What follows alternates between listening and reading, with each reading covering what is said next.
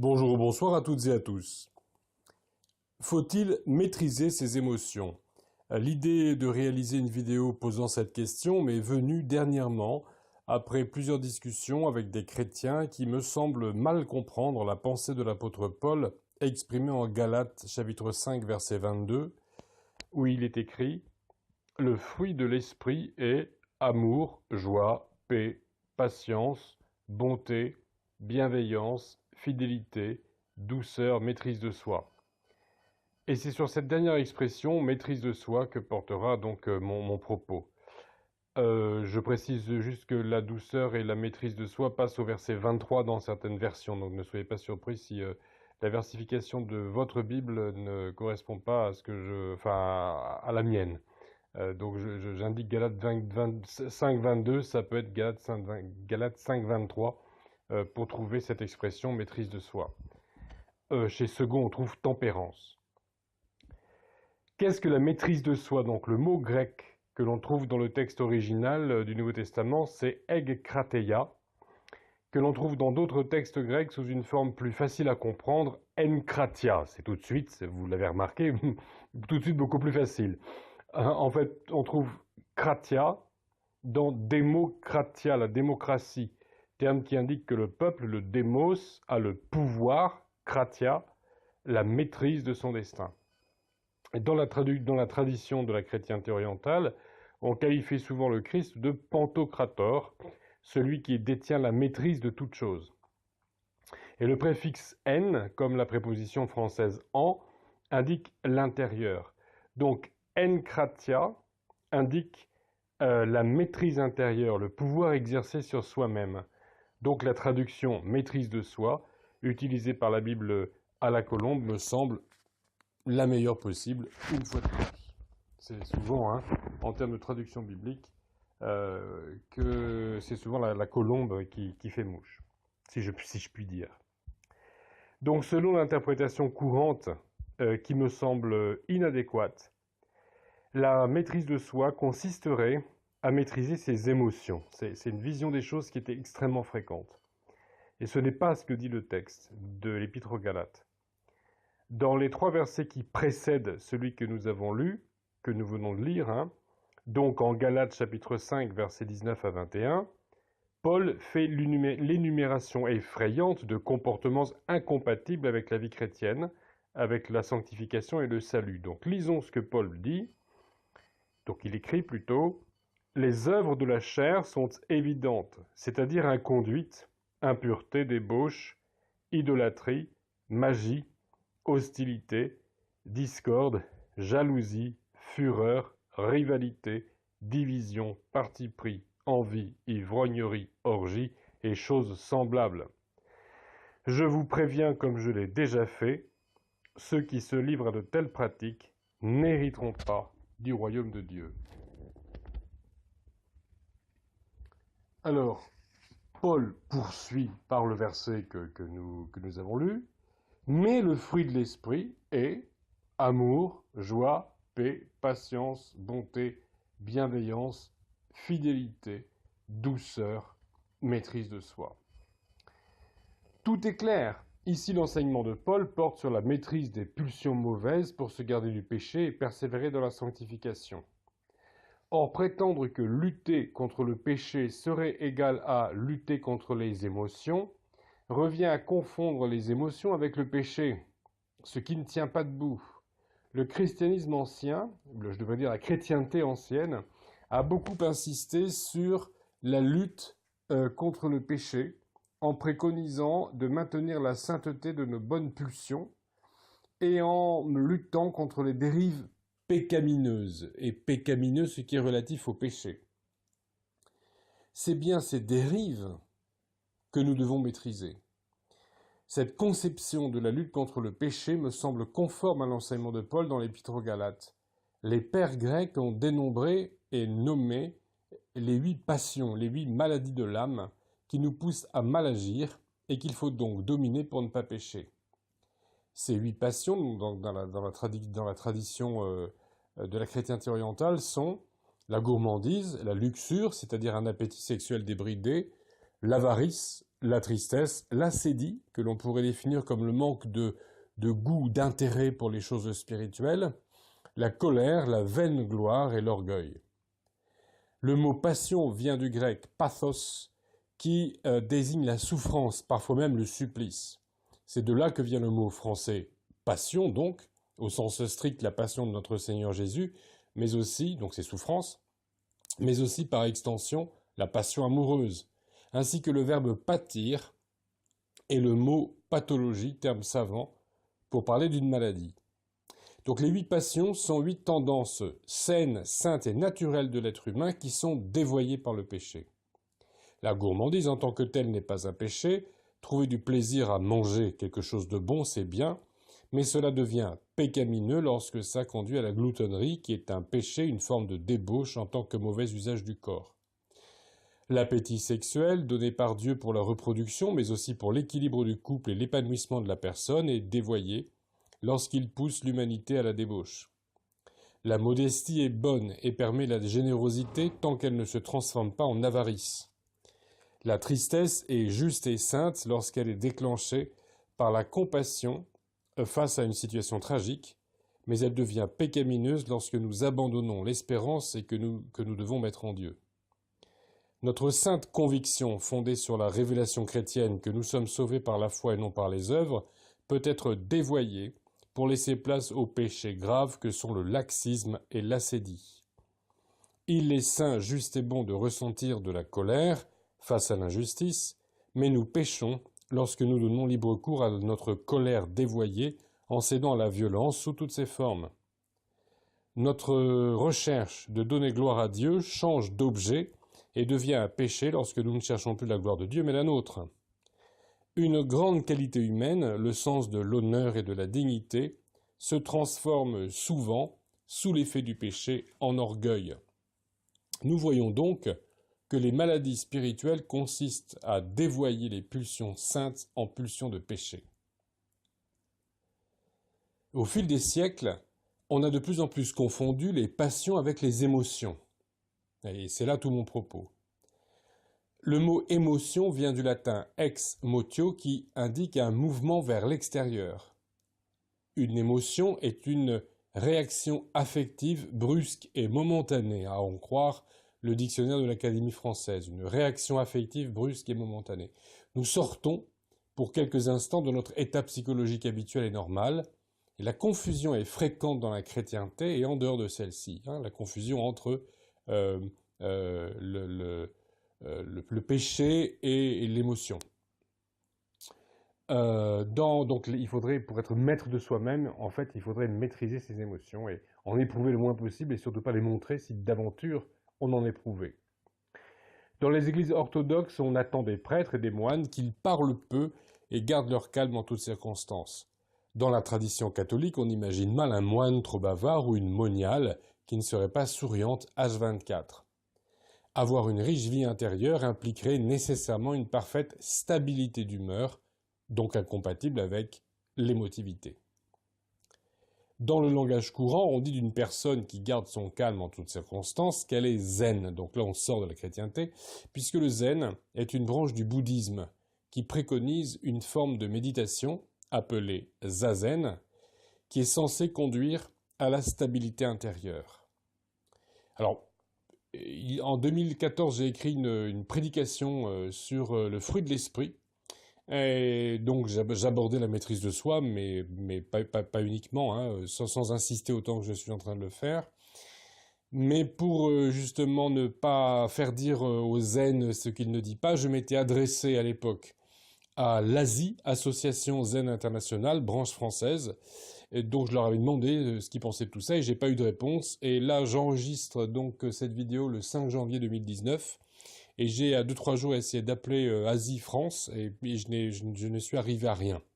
Donc j'avais quand même le désir de discuter pour justement pas parler de leur religion de façon erronée. Alors finalement, n'ayant pas eu de réponse à mes questions, je cite quand même ce que l'on lit sur le site internet d'Asie France. Donc on lit ce qui suit. C'est par Zazen, alors donc le Zazen, c'est la méditation zen.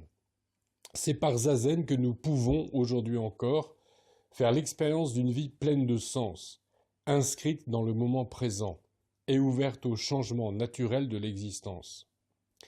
Avec une pratique régulière, l'être humain retrouve une stabilité intérieure, une solidité, lui permettant d'aborder avec confiance les différentes étapes de sa vie. Zazen offre cette opportunité rare de faire l'expérience de l'immobilité et du silence. Rester assis quand tout s'agite, apprendre à se poser quand le monde bouge à 100 à l'heure, apprendre à déconnecter sont quelques-uns des bienfaits de la méditation zen.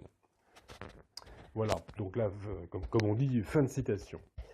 Alors ce qui est recherché, c'est très clairement la stabilité psychologique, une immobilité permanente, rester assis quand tout s'agite, un peu comme dans le stoïcisme. On reste stoïque face à l'adversité, plutôt que d'éprouver des émotions fortes et les manifester. Donc ça, c'est donc rejeté, l'idée effectivement d'avoir des variations d'humeur. Les émotions sont accompagnées de réactions physiques, et souvent donc le système cardio-pulmonaire se met à battre la chamade. Sous l'effet de l'émotion, le cœur bat soudain plus vite et on a le souffle court. De nombreux scientifiques nous expliquent que la nature en a voulu ainsi pour qu'en cas de danger, nous ayons les forces nécessaires pour fuir ou pour combattre. La peur donnerait envie d'aller aux toilettes, de façon à rendre la personne en danger plus légère dans la fuite. En cas de stress intense, les neurotransmetteurs, que sont la sérotonine et la dopamine, se rééquilibrent de façon à bloquer la réflexion et à ôter le sentiment de danger pour accroître la combativité.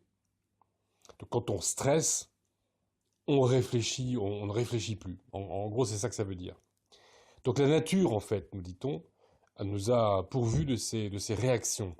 Mais la nature a bon dos, nous croyants, nous savons que c'est Dieu qui nous a créés ainsi, avec nos émotions et avec les réactions physiques adéquates, pour nous rendre plus combatifs et plus rapides.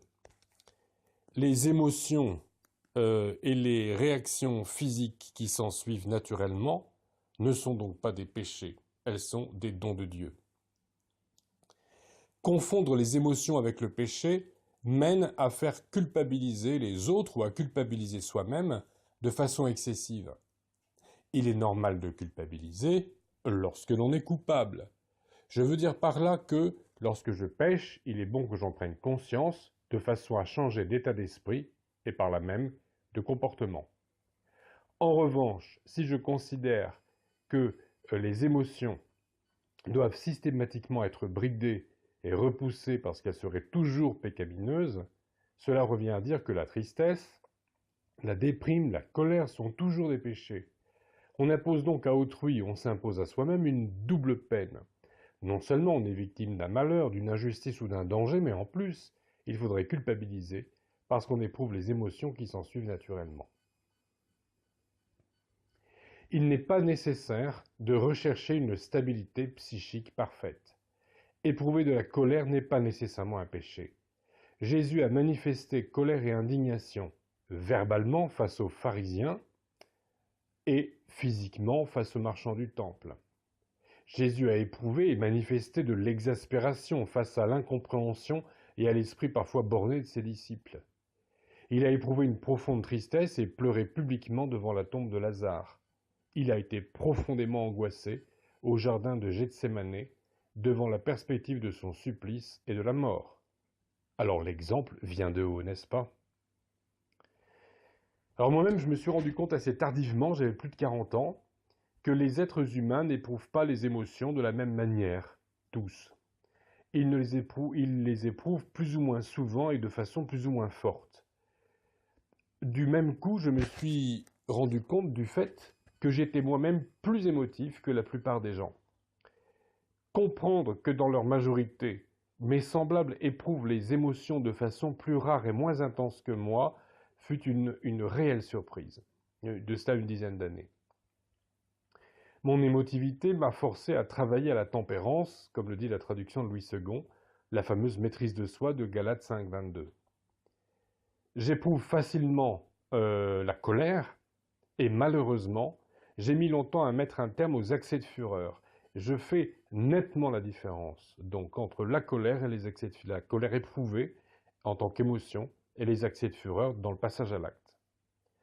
J'éprouve toujours autant la colère et je la manifeste en disant, en exprimant mon désaccord verbalement, et les réactions physiques sont bien là, la tachycardie, le souffle coupé, la soif et parfois même le vertige. Mais je n'ai plus, grâce à Dieu, d'accès de fureur. Donc je ne pêche plus, puisque la colère en elle-même et même la tachycardie ne sont pas des péchés. On m'a souvent dans le passé reproché mon manque de maîtrise de moi-même, de self-control, comme on dit parfois, au sujet de la colère. Mais bizarrement, personne ne semblait très alarmé par mon véritable combat face aux passions. Un combat de tous les jours, à la différence des accès de fureur qui étaient beaucoup plus rares. Mon grand combat, c'était contre la gourmandise qui se traduisait en excès de table, et ça ne dérangeait personne. J'étais le bon gros, le bon vivant, toujours prêt à sortir les marmites et à amener un gâteau en salle des profs, dans le domaine professionnel ou dans le domaine ecclésial, à amener une bonne partie du festin lors des agapes, les repas paroissiaux le dimanche midi. J'étais obèse et ma santé était menacée, mais ça gênait moins que mes coups de gueule. Et puis il y a quelques années, en toute simplicité, en toute gentillesse fraternelle, une amie chrétienne m'a parlé de ma gloutonnerie comme d'un péché. Je savais déjà. Mais cette fois, la chose était dite de l'extérieur. Et ça m'a beaucoup aidé. J'ai toujours aujourd'hui un bon coup de fourchette, des kilos en trop, mais je ne suis plus dans une situation d'addiction à la nourriture. J'ai dans ce domaine, comme dans celui de la colère, fait un grand pas quant à la maîtrise de soi. Alors, à l'époque aussi, on me faisait beaucoup de reproches par rapport à la colère. Je voyais aussi une contradiction évidente dans la situation où la personne qui me reprochait mon manque de maîtrise quant à la colère ne faisait pas d'efforts bien visibles elle-même là où elle manquait de tempérance. Médisance, volonté de tout régenter, avarice, vaine gloire, tendance à préférer la grasse matinée du dimanche à la participation au culte, parfois même un certain manque de pudeur. Alors la colère passe souvent pour l'intempérance par excellence, et je crois que c'est une erreur. On manque de maîtrise de soi lorsque l'on se met facilement en colère, certes, mais aussi lorsque l'on est médisant, impudique, etc. Comme tout ce qui nous est donné par Dieu, les émotions peuvent être dévoyées. Lorsque nous éprouvons de la colère, nous avons le droit de la manifester verbalement et de montrer que nous sommes en dehors de notre état normal, mais nous péchons si nous cédons à la violence physique ou verbale. Il est normal d'avoir peur et de manifester cette peur physiquement, mais nous péchons si nous cédons à la panique au point de nous mettre en danger ou de mettre autrui en danger, ou au point de fuir au mépris du secours que nous devrions apporter autour de nous. Même la joie peut donner lieu à des manifestations désordonnées, voire hystériques. Donc le tout est de savoir où est la limite. Nous ne sommes pas censés, sous prétexte d'être spirituels, devenir des monsieur propres et des madame parfaites, souriant en toutes circonstances, ne manifestant jamais la moindre variation d'humeur, n'exprimant jamais le moindre désaccord. Les psychologues, les psychiatres et les criminologues sont là pour nous dire que les personnes qui n'éprouvent vraiment pas d'émotion, ou presque pas, sont les psychopathes. Donc s'il nous arrive d'être submergés par des émotions, eh bien rendons gloire à Dieu et exprimons nos émotions, même si c'est de la colère. Si votre cœur s'emballe, si vous avez le souffle court, si vous bafouillez, c'est normal, mais ne péchez pas. Restez non violent, physiquement et verbalement.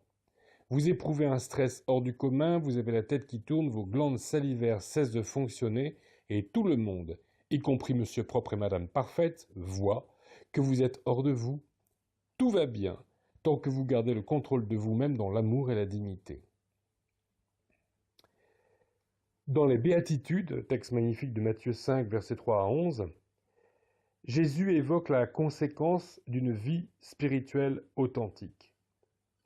La douceur est la vertu des débonnaires, ou ceux qui sont doux. Ils hériteront la terre. Le spirituel est non violent parce qu'il aime, parce qu'il est en paix, parce qu'il est maître de lui-même. La maîtrise de soi est la vertu qui permet de faire échec au péché, selon ce que Dieu dit à Caïn avant que ce dernier cède à la fureur et tue son frère. Donc avant le crime, Dieu dit à Caïn, le péché est tapi à ta porte, et ses désirs se portent sur toi, mais toi domines sur lui. Et ceci en Genèse chapitre 4, verset 7. La tempérance ne permet ni les accès de fureur, ni les excès de table, ni l'immoralité sexuelle. Au vrai spirituel, Jésus, dans les béatitudes, promet le bonheur en restant humble. Heureux les pauvres en esprit, dit-il. En restant conscient des réalités douloureuses du monde. Heureux ceux qui pleurent. En restant soucieux de voir la loi divine mise en application. Heureux ceux qui ont faim et soif de justice. En renonçant à la violence. Heureux les débonnaires, on pourrait presque dire heureux les non-violents. Et en agissant avec bonté. Heureux les miséricordieux. En pardonnant. Heureux ceux qui procurent la paix. En faisant passer Dieu avant tout le reste. Heureux ceux qui sont persécutés à cause de la justice. Et de ceux qui portent ce fruit, Jésus dit, le royaume des cieux leur appartient. Alors pour aller plus loin dans la réflexion sur cette question, faut-il nécessairement maîtriser nos émotions? Et il y a 2 livres dont j'aimerais conseiller, vous conseiller la lecture. Alors, le premier livre est de Lina Leblanc et de José Élisée et il s'appelle À fleur d'émotion, publié à compte d'auteur en 2015. Alors, il était distribué uniquement jusqu'à l'année dernière, jusqu'en 2018, par le centre Il est écrit de Montréal et il n'était expédié qu'en Amérique du Nord. Alors, je remercie cordialement mes amis Marie-Josée et Olivier, qui habitent à Toronto, qui se sont littéralement, je crois, mis en 4 pour d'abord se faire livrer donc à fleur d'émotion, et pour ensuite me l'expédier en France. Alors, donc un grand merci à tous les deux, encore une fois. Et merci également aux éditions Vie et Santé, parce qu'en fait, les 2 auteurs et le centre Il est écrit de Montréal relèvent de l'Église adventiste du 7e jour. Les adventistes du 7e jour ont en Europe une maison d'édition qui s'appelle Vie et Santé. Et je me suis adressé à Vie et Santé et je leur ai suggéré de mettre en vente ce livre. Et c'est le cas maintenant. Sur vieetsanté.fr et vieetsanté.ch, vous pouvez trouver À fleur d'émotion. Voilà. Donc, Lina Leblanc est psychothérapeute et théologienne, adventiste, et elle est québécoise. Et José Élisée, lui, est originaire de Rodrigue, une petite île de la République de Maurice, et il exerce le ministère de pasteur au sein de l'Église adventiste du Québec. Donc ils sont tous les 2 animateurs de la chaîne de télévision par Internet Il est écrit, donc accessible à l'adresse ilestécrit.tv. Et l'autre livre dont je préconise la lecture est, comme je le fais souvent, un livre de Daniel Bourguet, qui s'intitule Les maladies de la vie spirituelle dans la collection Veillez et priez, aux éditions Olivetan, édité en 2007. Donc, et particulièrement le chapitre 3 intitulé La médecine des pères. Donc là, Daniel Bourguet développe la question donc des maladies de la vie spirituelle, c'est le titre du livre, mais la question des 8 passions. Je trouve que là, Daniel Bourguet apporte un éclairage très équilibré sur ces questions. Voilà, que le Seigneur nous accompagne dans cette réflexion.